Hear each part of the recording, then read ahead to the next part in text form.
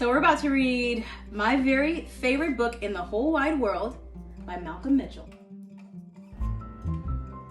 Hi, I'm Henley, and this is a story about finding my very favorite book in the whole wide world.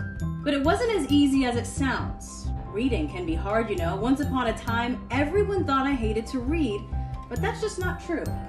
In some books, the words are too big, the sentences too long, and there are too many pages. In other books, the pictures have zero to do with cool things I like or with what's inside of me. I do try, but some books are so giant, if I stood on them, I would turn into a giant. Other books are so boring, I'd rather use them as pillows. When I'm supposed to be reading homework, I'd rather play football in the backyard. When I'm asked to read the cookbook to help make dinner, I'd rather see how many grapes I can fit in my mouth. Once I took a wagon full of books to the town swimming pool to find out how good they could swim. When I tried to read books about dinosaurs, they made my brain hurt, so I gave the books back to those dinosaurs. I've tried reading books about mountains, pickles, aliens, monsters, cats chasing mice, and mice chasing cats. I even found a book about cats chasing mice up a mountain while aliens eat pickles with monsters. But none of those made reading easier or more fun. But that all changed when Mrs. Joy gave the worst homework assignment ever. Find your very favorite book in the whole wide world and bring it to school tomorrow. It can be a book about anything. Just make sure you love it because you'll be sharing it with the class. The school bell sounded like 100 horns blowing in my ear. Thinking about the yucky homework assignment gave me a super headache and made my hands sweaty.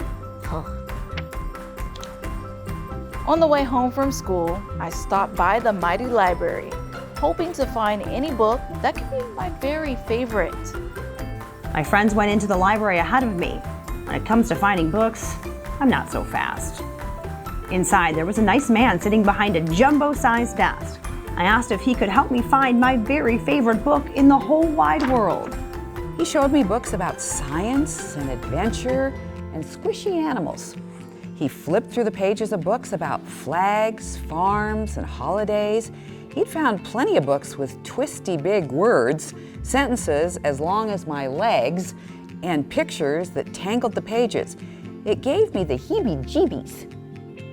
When I saw my friends in the middle of the library having fun and reading, I felt more lost than ever.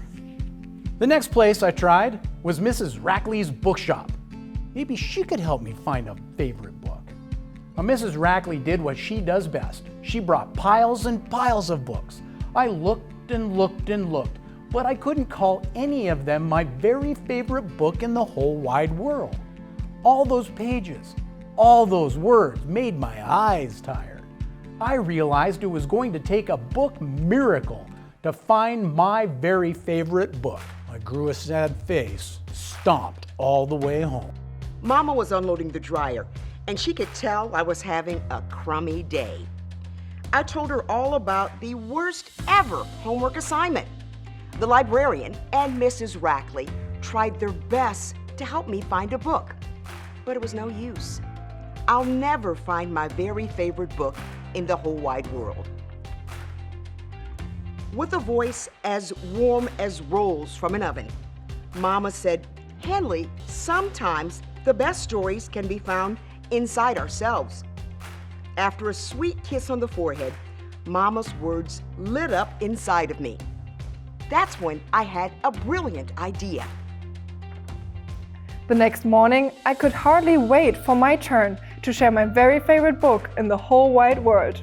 I stood proud as all eyes in the reading circle stared at me. Everyone thinks I hate to read, but that's not true. Yes, some words are too big and some sentences are too long, but that's not my biggest challenge. Before today, I just hadn't found a book I wanted to read. I hadn't found the words or pictures or pages or sentences or subjects that showed me me. So last night I wrote a book. It's called My Very Favorite Book in the Whole Wide World. It's about a big, fat, bumpy journey to finding the perfect book.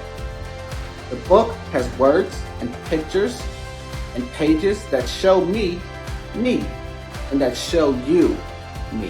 When I started reading my book out loud for everyone to hear, I struggled. But soon my words began to flow. The pictures I drew danced off the pages.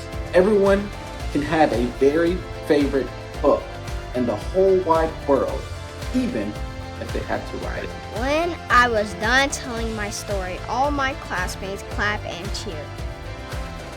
My teacher gave me a gold star on my homework, and that's the truth. The Scripps Howard Foundation encourage you to find your very own favorite book in the whole wide world.